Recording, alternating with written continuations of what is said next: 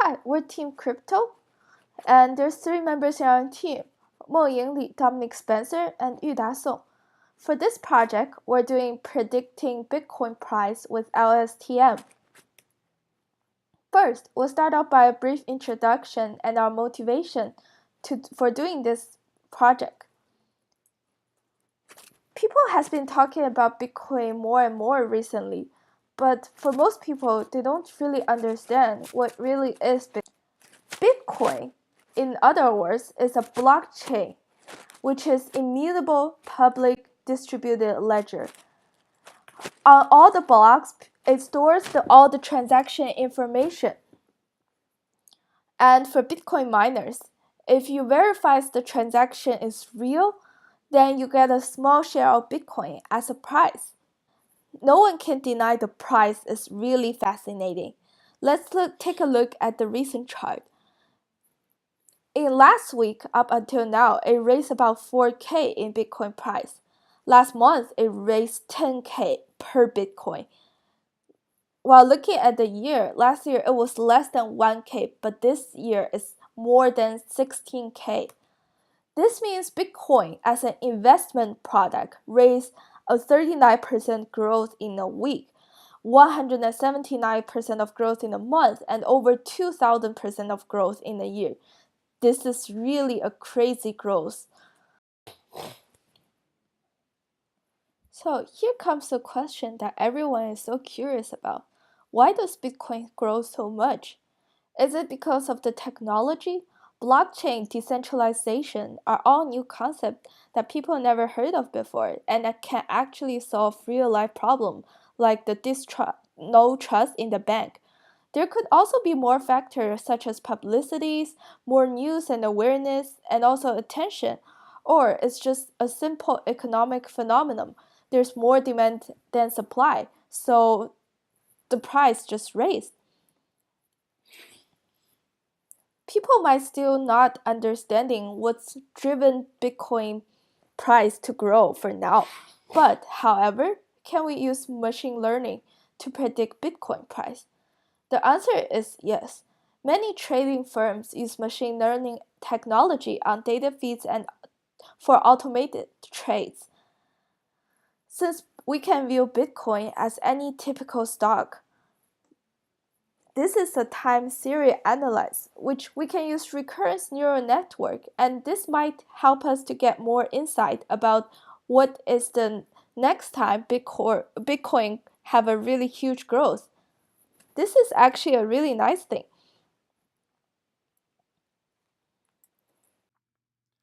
I'm Dominic Spencer. I'm going to talk about some related work. So, the first paper we read had to do with deep learning for time series analysis. They basically described what deep learning is, some examples of model structures and algorithms that can be used. And then they specifically delved into time series analysis and kind of some of the issues with how it's predicted and some useful algorithms for it and comparing them. And this is done by Dr. John Gamboa of the University of Kaiserslautern in Germany. So first off, a time series is it's basically data that contains a series of values that are quantity obtained at successive times. Is often with equal intervals between them. So these time series contain temporal dependencies that cause otherwise identical points to belong to different classes or predict different. So long short-term memory is a specific type of recurring neural network. It solves the problem that a recurring neural network has, is that the gradient of some of the weights start to become too small or too large if a network is unfolded for too many time steps.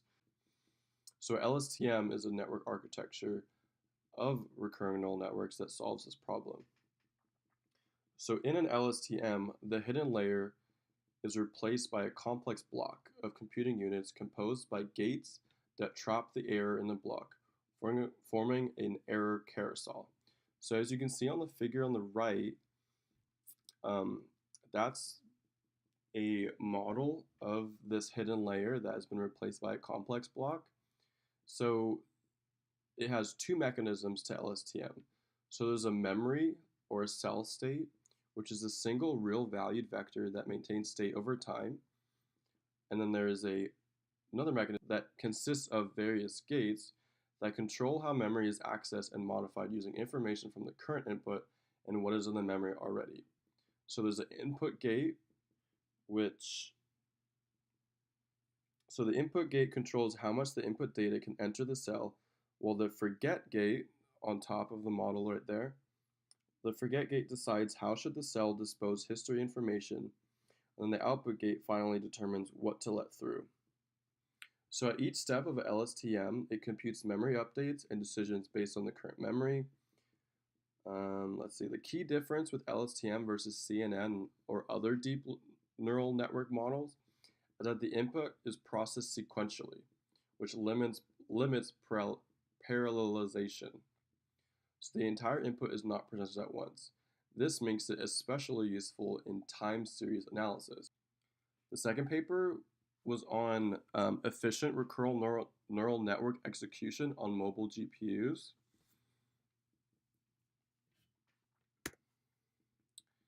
So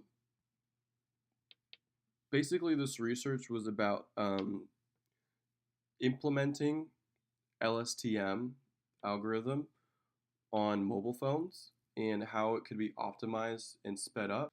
So what they did was they approached GPU offloading in mobile devices by using mobile-specific parallelization framework, and they used it in RenderScript, which is a high-performance language framework that parallelizes work across all processors available on a device, rather than custom design work units, which CUDA does. So RenderScript GPU runs at least 3.93 times faster compared to the regular CPU, and they dubbed their method MobiRNN. So why are these papers important and how do they relate to our project?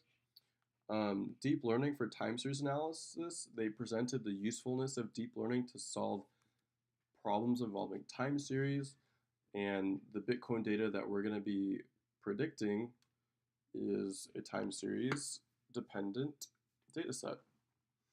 They explained the algorithms and the new research directions that could be going to in the future. MobiRNN, they explain how the units of computations in LSTM can be separated and optimized for mobile devices, and it's a glimpse at a future where deep learning can be in the palm of your hand. That's it for related work.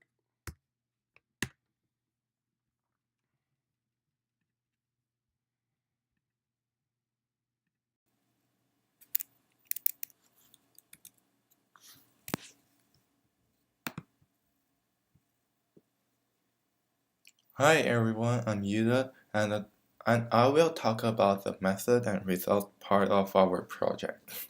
I'll start from the data. We originally chose the minute-by-minute Bitcoin price dataset from Kaggle. However, the data has too many nodes in several features. Since there are some inconsistency in the large dataset, after we try to clean the dataset for hours, the clean dataset still doesn't work well. Also, if we are going to use the minute-by-minute dataset as input, then we have to use the model to predict the minute price minute by minute. Because there are a slicing window and it is not possible for us to use 60 rows of data as input and then slide to the following 60 rows. The third reason is that if we use this dataset, the noise could possibly overwhelm the signal, because in the historical data, we really want to focus on the price of Bitcoin at the end of the day. Therefore, we chose the dataset from CoinMarketCap, which provides a link to get the day-by-day Bitcoin price data up to today. The disadvantages is that we may not have enough data to train our model. However, if we keep our dataset small, it will be less time consuming to train the model. We get the data from CoinMarketCap, which provides the up-to-date dataset for daily price of the Bitcoin. Decide to divide the dataset at June 1st, 2017. But as we can see from the image, the Bitcoin price goes pretty crazy during the later half of 2017. It seems pretty challenging to leave this part of data to the validation set, but it turns out our model does a pretty good job because LSTM is good at following the trend. So we are going to use a window size of 10. That means we are going to feed the model with data from day 0 to day 9, and the model is going to predict the price on day 10. Then we feed the model with data from day 1 to day 10, and the model is going to predict the price on day 11. This is how we build the model. We use Keras library with TensorFlow backend. We build a RNN model, and then add LSTM layer onto it. We feed the LSTM layer with the size of our data.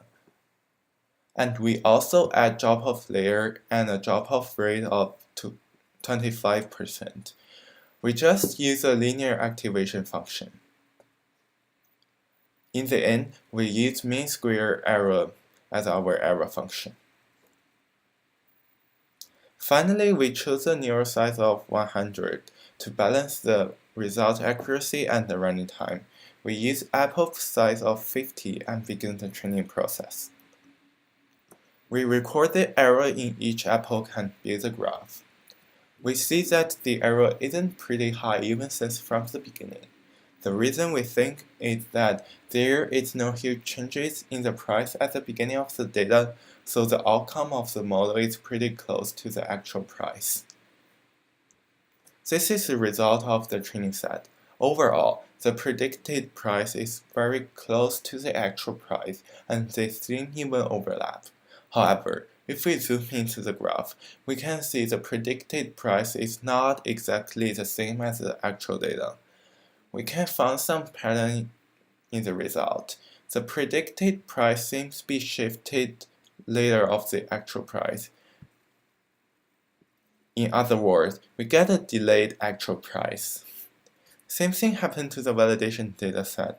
The delay seems even more obvious, and although it makes it to predict the recent crazy rise of the price, the model seems to always fail to predict the downturns. Look at the end of the graph. It fails to predict the price downturn these 2 days and even predict the price will further go up. Such flow seems to prevent us from applying it into our daily life. Although we want to try the performance of many-to-many model and try to predict the price of the next 5 days at one time. Given the same input as before, the output of the model is the next 5-day prices normalized to 10th previous closing price. This is the result of our new model. The error doesn't go as low as the single point prediction. And in this graph, we can see that the many-to-many model doesn't predict as accurately as the single point prediction. Although the performance is not so impressive, we do see the model does a better job at predicting the trend because it can predict a downturn of price if we look at the final pin prediction. At the end, we tried the same model on predicting the price of another cryptocurrency, Ethereum. Here are the results of the single point prediction. We can see the accuracy of predicting Ethereum is also less impressive, and the graph seems to show a delayed pattern.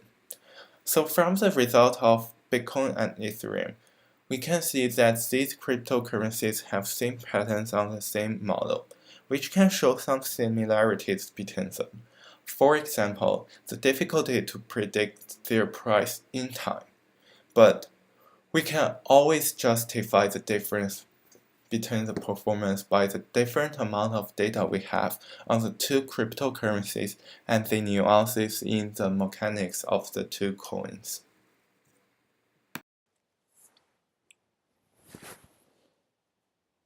Discussion and reflection. What did we learn? Overall, we get more accurate prediction for the many-to-one model, but it could be more valuable prediction for the many-to-many model. This is due to the reason that many-to-one model predicts the next day model by previous 10 days data mainly. Let's imagine that we have previous 10 days Bitcoin price keep growing. Then naturally we will assume the next day will keep growing. Not super surprising, right? Because this is what many-to-one model tells us also. But imagine we have previous 10 days data and we try to estimate if there could be a potentially downfall in the next 10 days. If there is, we can sell the Bitcoin more quickly and still get some profit before it goes down. This definitely tells more information and more accurate result to predict the downfall of Bitcoin price.